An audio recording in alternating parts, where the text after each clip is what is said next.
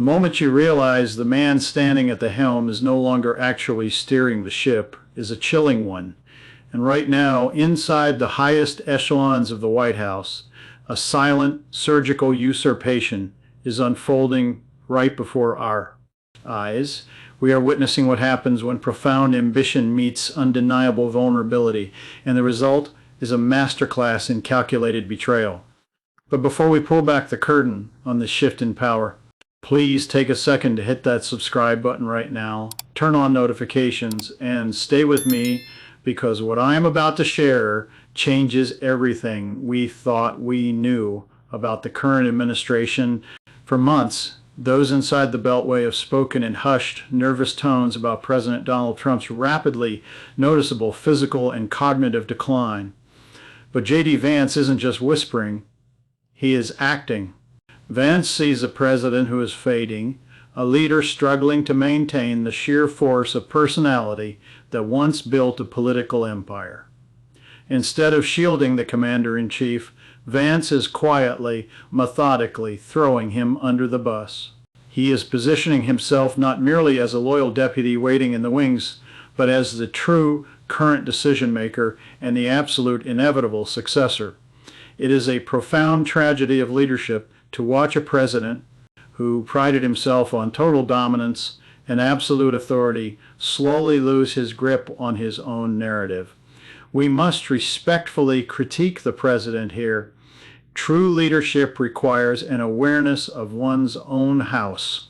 Yet Donald Trump seems entirely unaware that a vacuum of power has formed right beside his desk, and his own hand-picked protégé is stepping seamlessly into the void.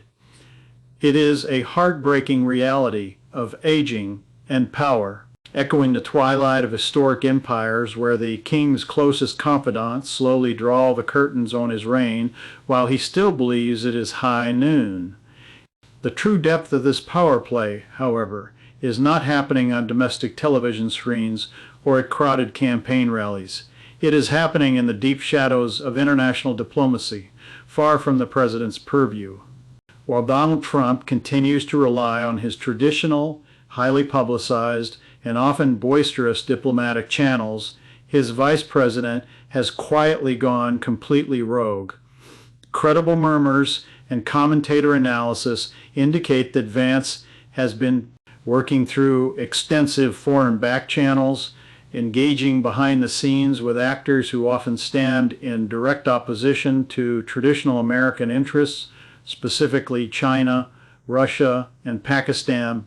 He is actively attempting to broker ceasefires and shape global strategy without the explicit direction or perhaps even the fundamental comprehension of the president himself.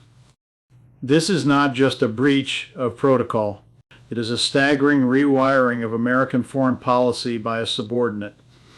It carries distinct, unsettling echoes of the dying days of the Nixon administration, when an increasingly isolated and paranoid Richard Nixon was effectively bypassed by Henry Kissinger, who managed the globe while the president managed his scandals.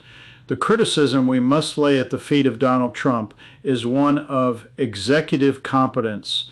The absolute most sacred duty of an American president is to command the ship of state on the global stage. When the highest levels of your administration are conducting shadow negotiations with nuclear powers and geopolitical heavyweights entirely outside of your control, it signals a devastating collapse of executive oversight. It demonstrates a president who has tragically transitioned from the architect of foreign policy to a mere spectator in his own White House, outmaneuvered by a vice president who is essentially running a shadow government right down the hall. To understand where J.D. Vance intends to take this newly usurped power, you only need to look at his recent, highly controversial travel itinerary. Standing shoulder to shoulder in Hungary with Prime Minister Viktor Orban. Vance was not acting as an emissary for the traditional American ideal. He was boldly auditioning for a new role on the world stage by taking that podium to openly attack the European Union and consciously echo what global experts instantly Recognized as Kremlin-approved talking points regarding Ukrainian election interference, Vance is signaling a monumental, permanent shift in the America First movement. He is meticulously positioning himself to inherit Trump's loyal base, but with a sharper, much more focused alignment with global authoritarianism. He is auditioning quite successfully, it seems, to be the movement's new pro-Putin figurehead. This is a chilling evolution of American populism.